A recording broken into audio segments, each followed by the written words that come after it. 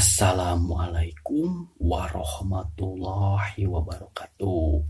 Sampurasun dulur nu aya di lembur, baraya anu aya di kota. Wilujeng patepang dangu deui sareng sim kuring dina dongeng Sundana. Dongeng ieu digarap ku sim kuring karangan Abah Kampung ti Cianjur. Kumaha palawargi sadayana anu tos lebaran ayeuna mah tinggal piknik nanya. Sok lah kita piknik. Piknik kadang dongengnya gitu. Muhun supados teu nyangkolong kana waktos. Subangga ieu rangkawitan dongengna anu ngabantu judul wawales kanu telenges. Alhamdulillah ayeuna tos dugi kana bagian ka-37. Sok kaparayun sadayana dur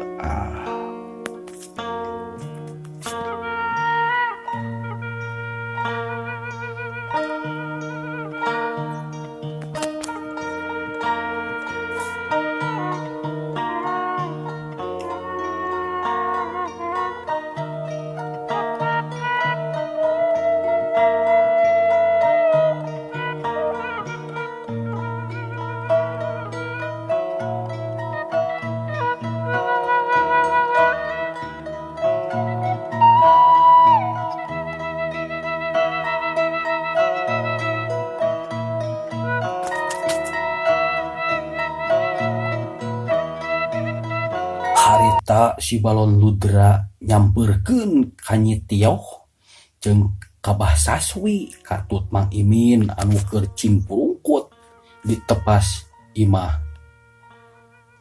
Ok si balon ludra ngomong bari ngegak-gak seuri.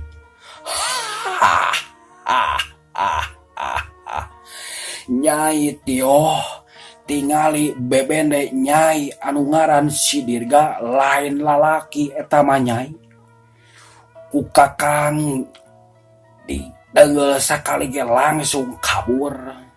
Geus ayeuna mah pohokeun Nyai Tioh. Ayeuna mah tampi yeuh Kakang Baron Ludra. Lalaki lalangit lalanang jagat. Boa aya anu bisa ngelehkeun kamampuan Kakang. Cuk si balon ludra bari nepak dadana. Manehna semua anu sombong. Sabab manehna geus bisa ngaragrakeun Jang Dirga nyaeta bebendena Nyai Tioh. Nyai Tioh ningali kitu teh manehna beuki murungkeun hatena, beuki sieun, beuki tagiwur sabab manehna bakal dipaksa kudu ngalayanan nafsuna si Baron Ludra. Pok Bah Saswi nyarita, aduh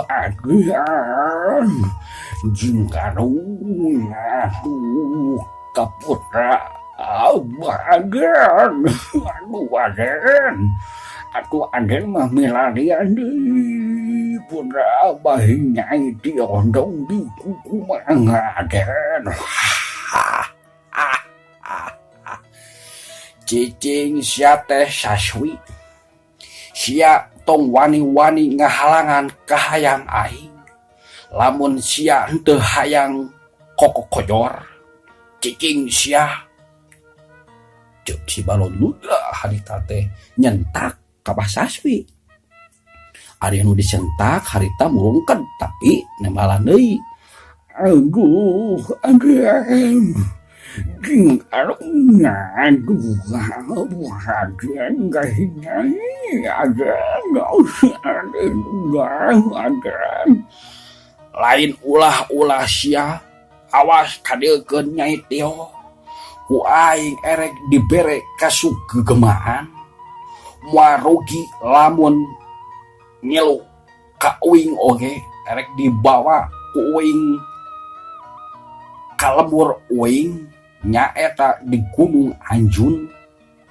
Ka dieu Nyai Tio hayu ayeuna mah urang sosonoan heula. Saenggeus sosonoan urang mangkat sareng kakang Baron Ludra. Mong daripada ngilu ka Anyon leuwih hade pati, leuwih hade aja. Mau abah mau ngilu sudi teuing kudu ngalayanan lalaki kitu mah abah. Sieun mong ceuk Nyai Tio harita teh teu sirikna muntangan kana leungeun nu jadi bapana nyaeta Abah Saswi. Terus Abah Saswi harita ngomong deui ka si Balon Ludra lantaran teu mikeun ari kudu budakna jadi korban nafsuna si Balon Ludra. Aduh, Aden, king karunya, aduh, abah deh boga budak hiji-hijina deui teh Aden. Cing karunya, lamun si Nyai dibawa ku Aden, arek abah eudeuh saeuh gitu. Aduh Aden, ulah Aden, ulah dibawa. Ceuk Bah Saswi harita teh ngomong sanduk-sanduk. Menta dikarunya manehna sabab lamun sampai ka Nyai Tio dibawa manehna hirup bakal sorangan. Ari si Balon Ludra ngagagak seuri ningali Bah Saswi anu nyemah-nyemah ka manehna.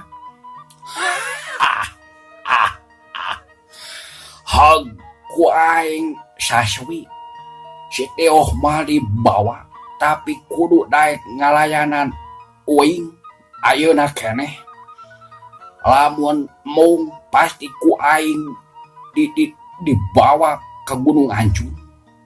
Tapi lamun daek ngalayanan uing dipastikeun Nyai Tio bakal terus babarengan jeung Abah Saswi. Kumaha daek henteu? Ceuk si Balon Ludra harita teh ngomong deui ka Bah Saswi. Sanggeus si Balon Ludra ngomong kitu Bah Saswi bingung. Sabab dibikeun teu dibikeun pasti Nyai Tio bakal jadi korban katelengasanana si Balon Ludra. Harita Bah Saswi ngomong, kamu jadi anakna. Kumaha Nyai gini kieu bamendrana si Aden Baron teh ai Nyai kumaha. Mau abah mong kudu ngelayanan lalaki kitu mah abah. Nyai mah mending keneh paeh abah. Mong abah. Aduh Nyai regepkeun. Lamun Nyai nolak baidi abah ge bakal jilaga. Abah teh teu boga sasaha deui. Iwal teu boga Nyai sorangan. Pan indung Nyai geus ninggalkeun urang duaan. Saprak Nyai keur umur 14 tahun. Cing karunya atuh Nyai piraku Nyai arek ninggalkeun abah. Nyai pikir-pikir heula atuh Nyai. Sanggeus ngadenge lumengisna nu jadi bapa. Harita Nyai Tio ge ngahuleng kapikir ku manehna lamun sampai manehna ajal binasa utawa manehna rek bunuh diri, manehna inget jeung saha meureun jadi bapa engke hirupna. Tapi manehna ge embuk kudu ngalayanan nafsuna si Baron Ludra anu beungeutna bosongot. Sanggeus ningali Ciharuleng kitu, si Baron Ludra ngomong deui bari jeung tandas manehna teh. Kumaha Nyai Tioh? Daek henteu pamenta Kakang Baron di tadunan. Heug lamun teu di tadunan mah berarti ku aing di poraran duanana aing mah moal asa-asa. Tapi samemeh paeh Nyai mah pasti ku Kakang Baron erek disorang heula. Juk si Baron Ludra semua ancam. Sanggeus ngadenge ancaman kitu mah Nyi Tioh manehna murengked hatena sabab lamun manehna nolak berarti dua nyawa bakal ngalayang, percuma merencek manehna pikirna. Sanggeus kitu mah pok Nyi Tioh teh ngomong dumareuda ka si Baron Ludra.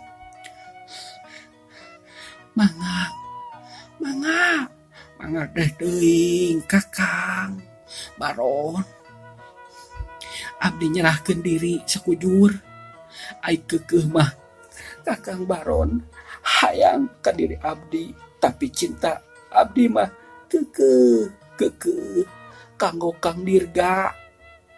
Badan bae milik Kang Baron, tapi cinta sareng kanyaah abdi mah tetep ka Kang Dirga.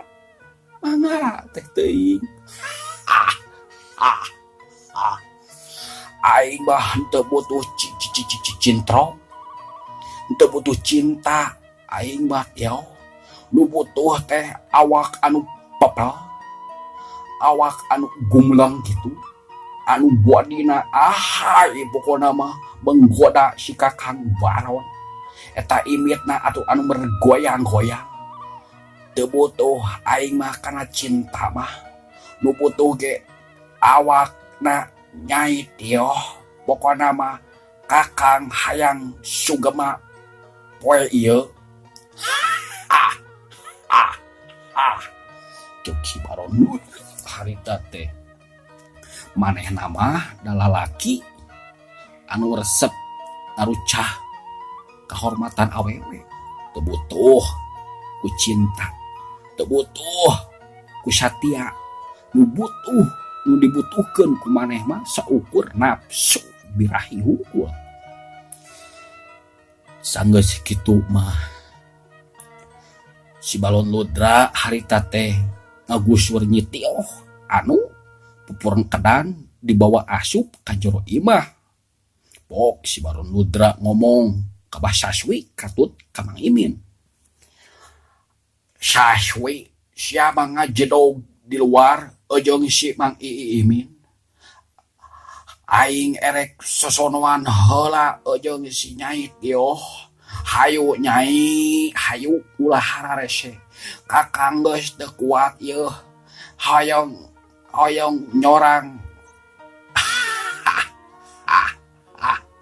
Cuk si Baron Ludra harita teh ngagusur Nyi Tioh dipapaksa. Nyi Tioh digusur kitu teh sebuk burengked, hate leutikna mah teu mikeun.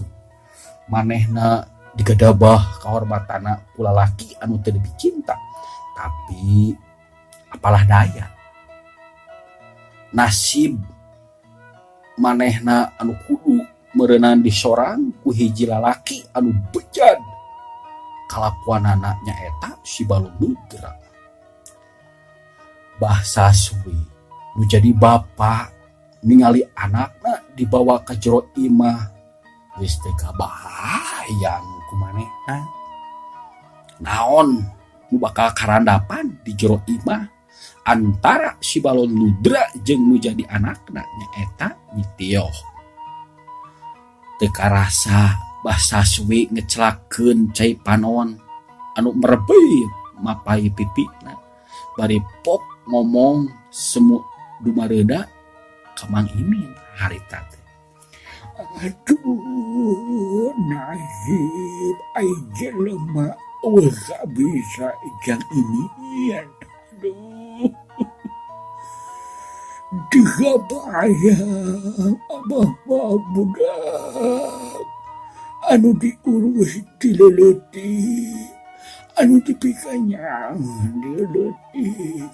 Ayeuna erek disorang kehormatana ku jelema durjana. Aduh, Jang Imin, tulungan abah geus teu bisa ngabayangkeunana. Jang Imin sedih hade mah Jang Imin. Cek Basaswi harita teh lumengis ka Mang Imin. Ari Mang Imin dipenta tulung ku Abah Saswi teh manehna ge teu bisa nanaon. Sabab manehna ge sarua keur ditindes ku si balon hudara. Oh, Mang Imin ngababaraha teh si Abah Saswi. Aduh, Abah, Lain hayang nulungan, abdi ge panyaho sorangan tu Abah. Abdi ge kan ditindes ku si Baron Ludra teh. Ayeuna mah urang tarimakeun we nasib Abah jeung ieu. Sabar we Abah sugan engke ieu pageto. Aya wawalesna keur ka jelema anu teu lemes bah Abah. Nya Jang Imin, mudah-mudahan awal akhir mah aya nu bakal numpes kajahatanana si Baron Ludra. Anu beuki dieu teh beuki ngagarakesak. Loba ngarenge wanoja anu dirucak ku maneh. Ayeuna ninggang ka budak Abah sedih. Mang Imin, Abah nu jadi baban teu bisa nulungan ka nu jadi budak. Sedih katete aja di wawajangan Mang Imin. Nyanyi Abana teu bisa nulungan Maia. Cek Basaswi harita teh sumegru ceurik bangunukannya nyaria. Ari anu keur diceungcerikan mah harita teh keur dipapaksa ku si Baron Ludra. Harita awakna ku si Baron Ludra keur digegewek, ditangkep tukang nyitioh manehna teu terjelan hayang lesot tina tangkepan jalma anu durjana nyaeta si Baron Ludra. Aduh, ieu awak Nyai Tioh meuli papal, meuli sengit kembang malati. Cicing atuh Nyai tong teterjalan kieu. Sakedap deui ge ku Kakang rek dianteur ka sagara kanikmatan. Cicing Nyai Tioh, cicing.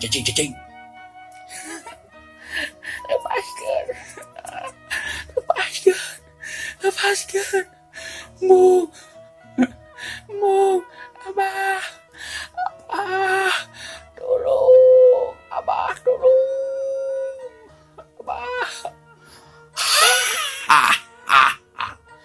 Erek minta tolong ka saha Nyai, moal aya nu daek nulungan ka Nyai mah. Cabab moal aya nu wanieun kaganggu ka si Baron Ludra. Lamun aya nu wani ngaganggu mah kuku Kakang pasti dibinasa. Pan kadenge ku Nyai oge Tioh si Abah Saswi geus masrahkeun ka Kakang Ludra. Geus ayeuna mah Nyai tarimakeun nasib diri sakujur awak ku kakang Baron Nyai isep maduna Nyai. Mong, mong, mong. Abah, abah, tolong, abah. Kang Dirga, tolong Nyai, Kang Dirga. Kang, Kang Dirga, tulungan Nyai. Jeung Tio harita teh sasambakan jadi bebendena nyaeta Jang Dirga. Tapi tanaga si Baron Ludra beki dia teh beki rohaka. Nafsuna geus kalimpudan ku setan. Anu sakitu geus ngaraksuk ka dirina. Harita nyitioh awakna dibubutkeun kana kasur. Gabrog harita si Baron Ludra ngagabrog ka nyitioh anu keur ngagoler. Manehna posisi aya di luhur terus baju nyitioh ka meja nyitioh dipedua satarikna ku si Baron Ludra perewek harita teh. Aduh biasa teu kabayang. Aduh bakampung cager bakampung. Aduh nyitioh karunya eta rek dikumaha cenah bah. Urang sensornya pamirsa, aduh tegang ieu ngadongeng lagi. Manghareng lah jangan pemirsa, aduh tekiat ieu. Menang sabara waktu mah harita teh. Aya meureun kana setengah jam mah. Harita si Baron Ludra ngoneang hudang. Bari awakna ngesang. Aing Tio harita teh keur ngalepreh bangun anu capek. Jum si Baron Ludra harita teh nangtung bari ngangsodkeun kampretna. Bari dreneng ngomong sorangan dina hatena. Waduh, bener-bener peed. Ikehna nyitioh memang peed lagi dong. Cek si Baron Ludra harita teh. Bari manehna koletrak muka keun panto kamar terus manehna ngaleos keluar imah teu mirosea ka nyitioh anu keur ngagoler ngalempreh bari Cirambai ku Cipanon. Harita nyitioh posisina keur nangguban bari ngigruk ceurik bangun nu kanyerian. Aduh Kang Dirga.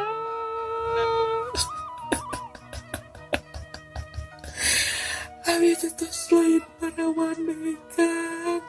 Hampura Tio Kang. Aduh Kang Dirga. Hampura Tio Kang. Tio guys disorang. Kusik Baron Ludra. Hampura Tio Kang. Dirga hampura. Cek nyitioh harita teh bangun nu kanyerian manehna nyambat-nyambat menjadi pependekna nyaeta Jang Dirga. Ari anu disambatna harita teh keur ngageuing bangun rusuh rek mulang kalemburna nyaeta Cimaskara. Bari mawa hate anu tugenah, mawa hate anu tagiwur, mawa hate anu nyeri kacida. Manehna ge ngabayangkeun kumaha nasibna nyitioh nu pasti bakal ditindes ku si Baron Ludra. Tika catur di jalana harita teh kira-kira pada magrib harita Jang Dirga geus cunuk ka imahna nyaeta di lembur Cimaskara. Sadatangna ka imah harita manehna terus uluk salam. Sampurasun, sampurasun, sampurasun. Rampes. Kajero wae da teu dikunci imah mah. Oh kajero. Ceuk nu di jero imah. Koletrak panto dibuka ku Jang Dirga. Di jero imah aya hiji kolot bapak-bapak kira-kira tengah tubuh keur diuk we dina kursi bari nyang hareupan asbak manehna keur ngerokok nalinting daun kawung. Pok bapak-bapak eta nanya ka Jang Dirga, aya naon Dirga oi maneh jika nu rusuh kitu kumaha ai kabarana si Nyai Tio jeung si Abah Saswi kumaha kabarana Dirga. Cok diuk jika nu capek maneh oi cok.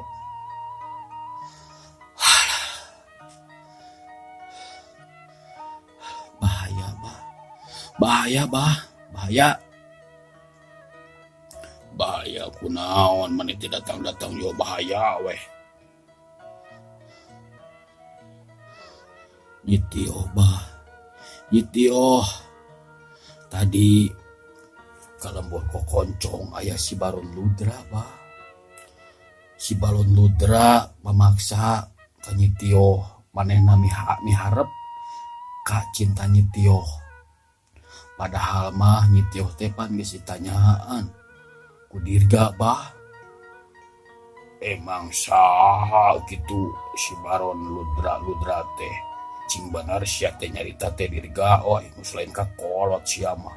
Cok kumaha caritakeun ka Abah lain kitu we sia mah. Kieu bah caritana mah. Harita teh Dirga jeung Nyitio keur ka kebon maksudna rek mundur. Tekung si Lila aya nyusulan ku Mang Imin. Cenah aya perlu si Bah Saswi ngaguruan. Nah, Dirga teh jeung Nyitio balik deui ka imah. Barang jog ka imah aya hiji lalaki keur nungguan. Sing horeng bah eta teh budakna Kiraksa Bala. Ngakukeun ngaran si Baron Ludra miharep ka Nyitio tah kitu bah. Baru budak si Raksa Bala. Waduh kacau Dirga oi. Kacau. Lamun geus nyangkut karangaran si Raksa Bala mah moal bener Dirga, moal bener. Erek naon cenah si Baron Ludra teh jog-jog jor-jor kadinya. Nya gitu bah. Manehna miharep ka Nyitio. Nyan wahirna Dirga bentrok jeung manehna tarung tapi teu maahi ilmu Dirga bah sabab si Baron Ludra teh pangawasana ilmu bela dirina saluhureun Dirga. Nyaho atuh Dirga maneh mah mamahi ngalawanan si Baron Ludra budakna si Raksa Bala mah. Buat Abah oge can teu mahi ka budakna si Raksa Bala mah. Emang ai ki Raksa Bala teh saha? Eta si Raksa Bala teh jago kolot anu can aya tandinganana. Talangos di Dirga. Kumaha tuh ayeuna niat maneh. Abah mah geus yakin mundur ngalawanan berurusan jeung si Raksa Bala mah kuat. Sabab naon bah? Waktuna kaburu beak ayeuna mah. Aduh waktosna kaburu seep cenah pamirsa. Cekapkeun sakieu wae dongeng kanggo dinten ayeuna. Hatur nuhun kasadayana nya. Hampura nu ditedak wilujeng kantun permios. Assalamualaikum warahmatullahi